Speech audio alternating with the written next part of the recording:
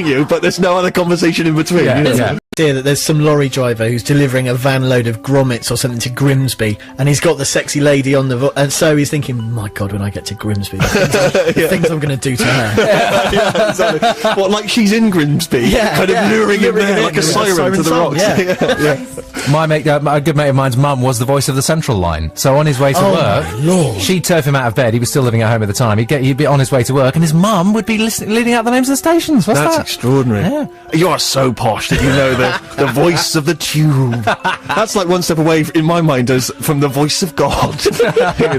Okay, so each week, of course, when I get my people in here, we've got Rufus, we've got Harry, we've got CJ, we like to have them come in and suggest a tune which may be of interest to me, and I'm very pleased that Rufus has chosen some Elvis, because you can never get enough of him. Well, my feeling, Steve, is that there comes a time in every man's life where he has to decide what he feels about Elvis and how he feels about Elvis and where he stands on Elvis. And I am reaching that stage in my life where I'm reappraising Elvis, and this is from Elvis in 1968, when he was at his very coolest. And for anyone who literally doesn't know much about Elvis, or kind of thinks it's all kind of Love Me Tender or the kind of fat Vegas years, they should start with the 68 kind of era, the Las Vegas specials, because he's in black leather, he looks amazing, he's brilliantly funny. If you see any of the outtakes on these DVDs, he is so funny. And one of the best things about this song is it's a story song, and it ends with, if you ever go to such and such a place, then look out for the guy, and I'm there, and I'm probably still there. And it's called Guitar Man. Rufus's choice this week, Guitar Man, Elvis. If you don't like that, then I don't know what you're even doing listening to the show. I remember when I was very young and I was quite ill. I think I was about 12 years old, and I was home from school, and I didn't know who Elvis was. I'd never been introduced to him, and I was lying there feeling really sick, and I was just flicking through the channels, and well, in those days I probably had to get up and change the channel, or maybe I had a long stick or something.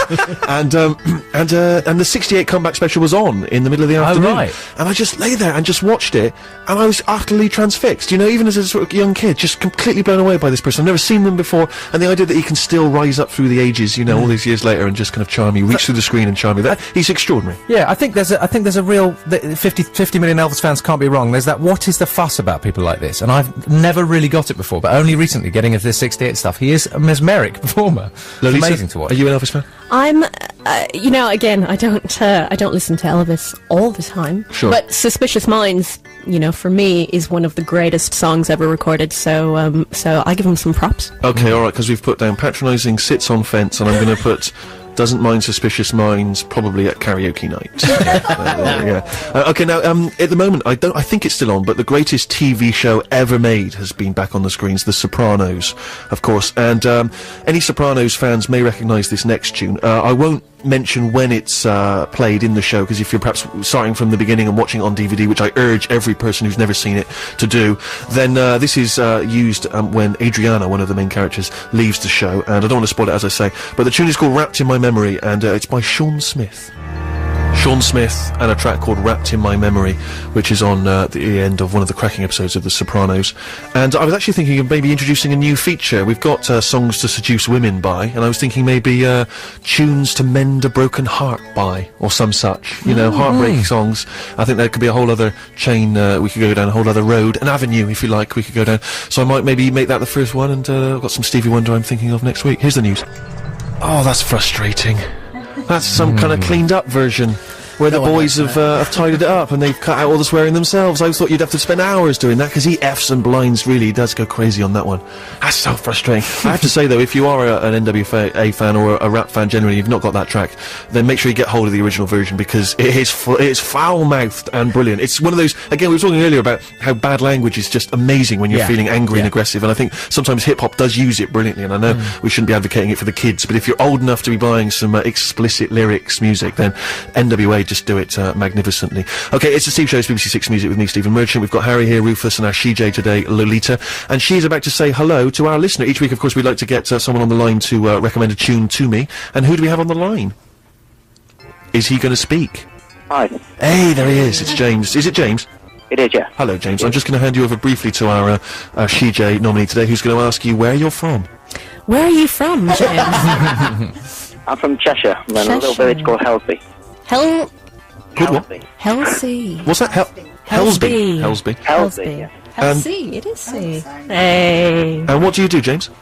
I'm a student. What are you studying? I'm in sixth form. I'm studying physics, computing and media, A-level.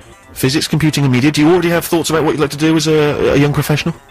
Well, not so much really. Just something in the media, really. Something in the media. Welcome to BBC. Yeah, this could be your first taste of media life. It's very, very exciting. And unlike most of the jobs you get to do at the BBC, you can swear if you want. Fantastic. Yeah, what would you like to say? Anyone. Imagine I'm Jim will fix it, and I'm fixing it for you now to swear on the BBC. What would you like to say? Can I say a couple of F words or? Go for it. Go berserk, Go mate. wild.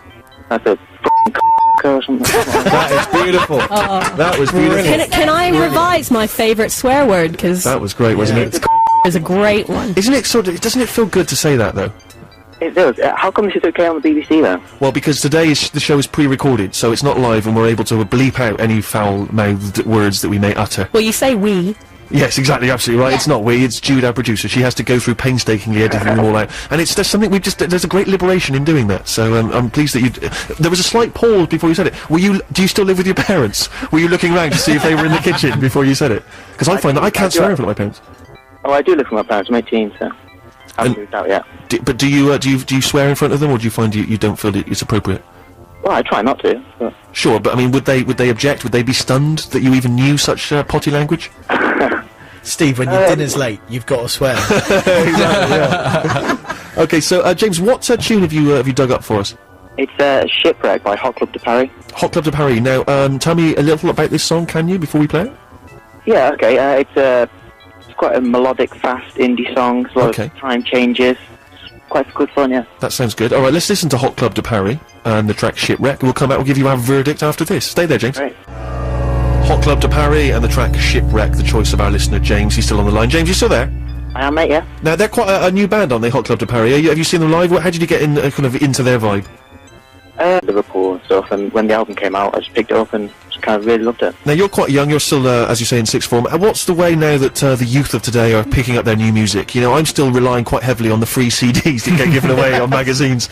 But what's the sort of way? Do you swap stuff at school, or is it kind of online? How does it work? Is it illegally stealing it from the web? Well, you've talked about MySpace music scene quite a lot in the show, and yeah, there's a lot of that, I think. But yeah, we still go to a lot of gigs, I think, and share CDs. Do you have a MySpace page? I do, yeah. Is there anyone under the age of 30 that doesn't have a MySpace page? Not to my knowledge, Steve. No, I don't think there is there? I really ought to get a MySpace. There was an illegal Steve Merchant MySpace page for a while. There was someone pretending to be me. I think I added you, Steve. Did you? Did you add me as a friend? Yeah, no, what was strange about it, though, is that they weren't being abusive or anything. You'd have thought if you're going to pose as someone, that you'd try and sort of somehow get something from it, but all they seemed to do was just promote the various products I had in the shops, which was very sweet of them. Yeah, it was really nice. Very kind of them. Yeah, but it was very strange, because I think I only had about sort of 16 friends, and I'm sure I looked on Coldplay or something, they had, 4 million. I thought, it's a bit like, that thing of, if you could go to your funeral, how many friends would show up? It's a bit like discovering that, it's not even my MySpace page. I like the way you set your benchmark as Coldplay. Yeah. I don't know why I chose Coldplay. I could have chosen U2. Well, listen, I enjoyed the tune, James, and I will get criticised by our more sort of pedantic listeners for not being familiar with Hot Club de Paris. But god damn it, I can't be across every bit of new music. But I've enjoyed Shipwreck, and I really appreciate you getting in touch, James. Thank you very much indeed. Okay, great, thanks. Thank you, mate. Cheers. Bye. That's James there from Cheshire. And do you have a MySpace page, Lolita? I don't. No. I've vehemently sort of rejected the whole MySpace really? phenomenon. You're very much against that? Yeah, I am, partly because I'm lazy, and there's a little bit of design work that's needed. Of course, yeah. But I have this theory that, there's a direct sort of proportional relationship between how many online friends you have and how many real-life breathing friends you have. Right. And it doesn't lean towards the online. Right.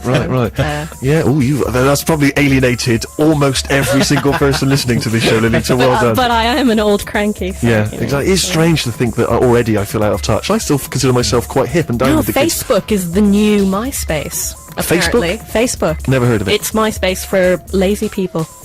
And there's no design, so I am on that one. What's Facebook? Is that? How is it? I don't understand. Please help. It's it's social networking. And even just saying that online social networking sounds a bit lame. I just don't get it. I have no idea. It's a bit like going to the pub then.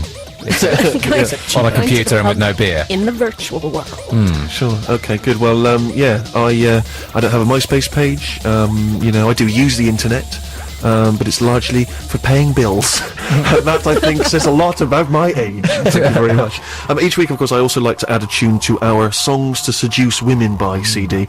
This is a seduction CD, if that's your bag. And there are so many Tim Buckley songs that I could choose, of course, but I've settled on this one because whenever I listen to it, I can always imagine that maybe some kind of groovy, long-haired, bead-wearing student played it, perhaps on an acoustic guitar in a bedsit in the early 60s, maybe late 60s, to sort of a hippie chick he just met, he just persuaded her to come back, and he played that for her, and you know what?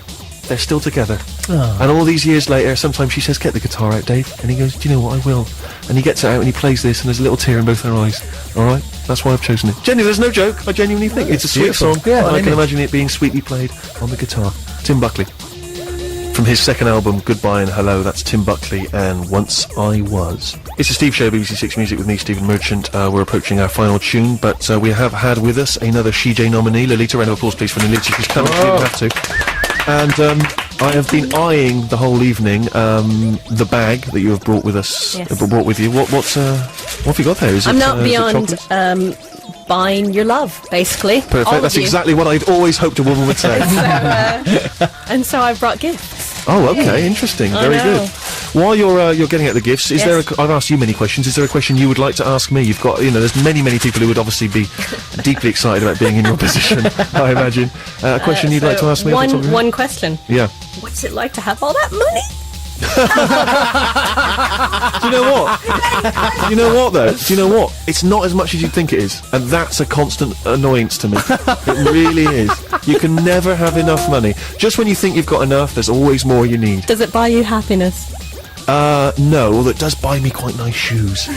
But no, money can't buy you love. But Wow, do you want to tell us Look, what you're this- handing out here? This costs nothing. Okay. Look, here you go. thank you very much. This is beautiful, and this is what looks to me like It a is a compilation CD. handmade compilation CD made with love.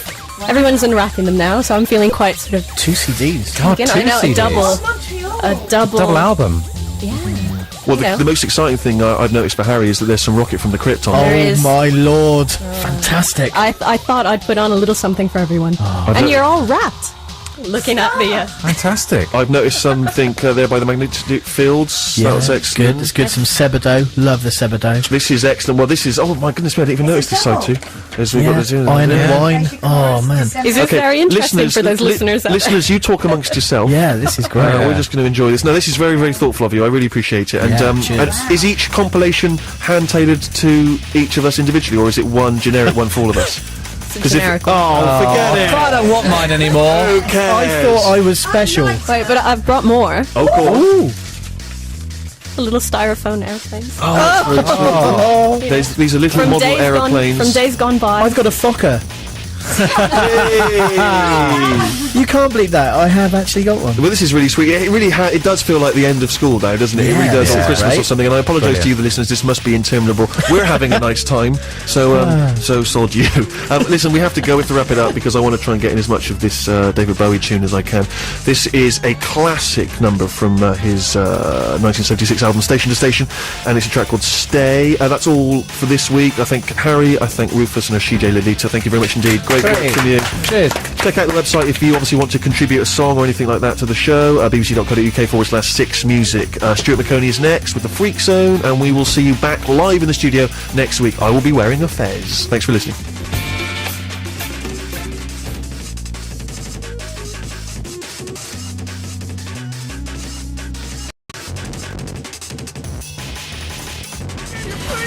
From 1968, Tom Jones and Looking Out My Window, written by Jonesy himself. It's The Steve Show, BBC Six Music with me, Stephen Merchant. Thank you for tuning in.